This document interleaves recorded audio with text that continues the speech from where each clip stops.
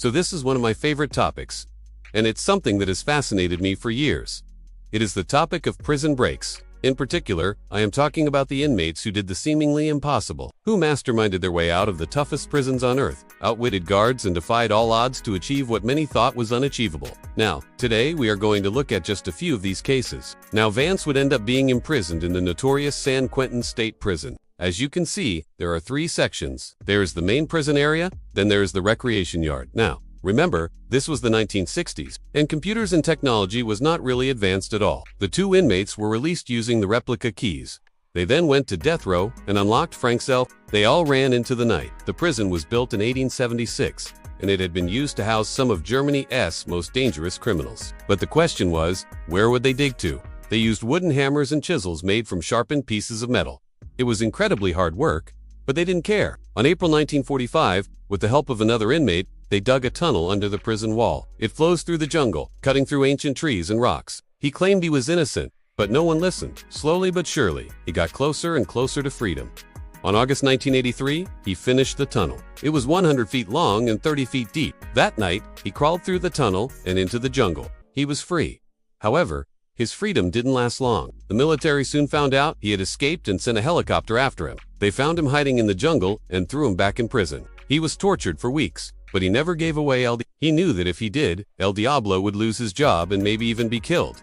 The prison authorities offered him a deal. If he gave up El Diablo, they would give him a lighter sentence. But Lucio refused. He had risked his life to escape, and he wasn't about to throw that away. He was thrown into the jungle prison, which was guarded by the military. It was almost impossible to escape. Any escapees were shot on sight, but Lucio had a plan. Inside the prison, he befriended a guard.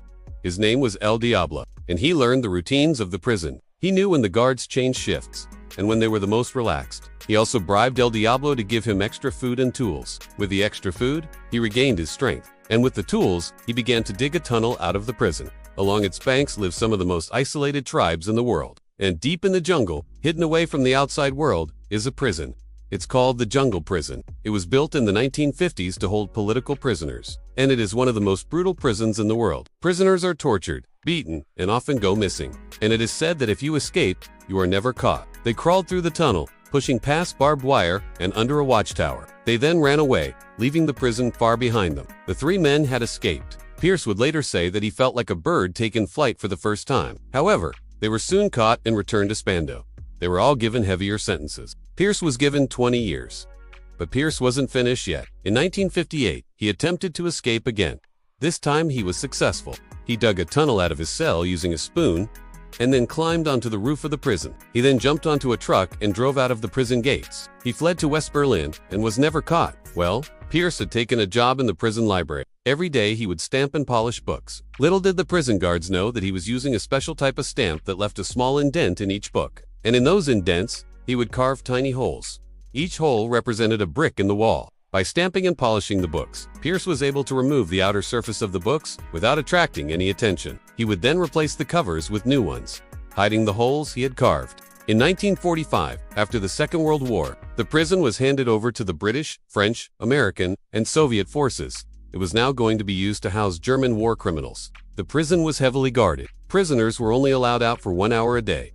If they tried to escape, they would be shot. But one prisoner wasn't deterred by the danger. His name was Joseph appeared. He had been working for the Nazi government during the war and was now sentenced to 7 years in prison. But Pierce had a plan. He wanted to escape. The guards saw them escaping and shouted at them to stop, but no one could outrun bullets. The inmates ran as fast as they could, but after a while, they started to slow down. They were exhausted.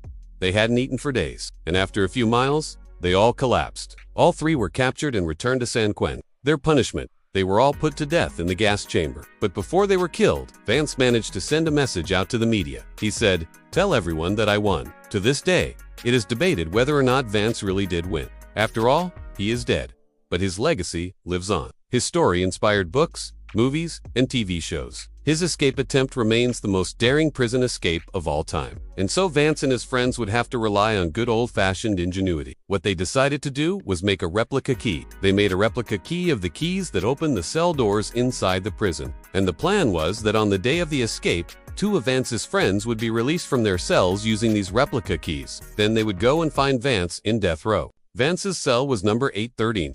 and they would use the same key to unlock his cell door. They would all then run to the recreation yard together. In the recreation yard, they would hide until nightfall. Once it was dark, they would sneak past the razor wire fence, avoiding the guard towers, and then they would run into the night. And then beyond that, there is the condemned row or death row. And this is where Vance was kept. Vance had managed to befriend a guard named Duke.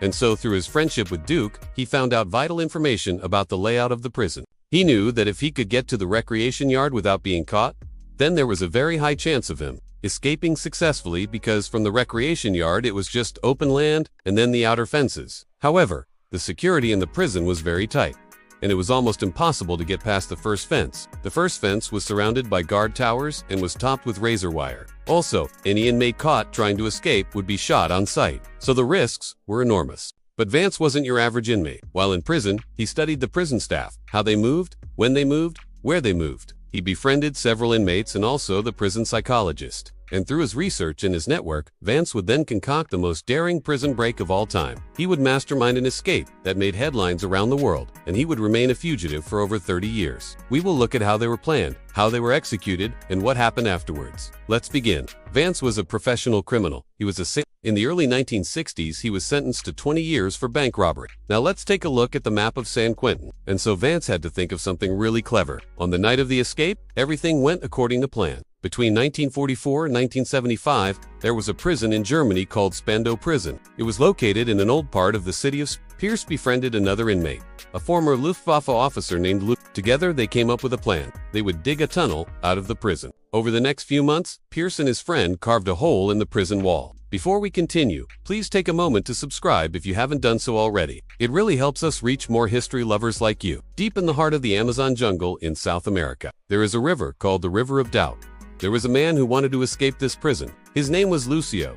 He had been accused of stealing money from the government. Every night he would dig a little further, moving dirt to a safe place away from the tunnel. It is believed that Lucio took his own life in prison rather than give up LD. And that is the story of the Jungle Prison. If you want to learn more about similar topics, check out the series in the description below. Thank you for watching.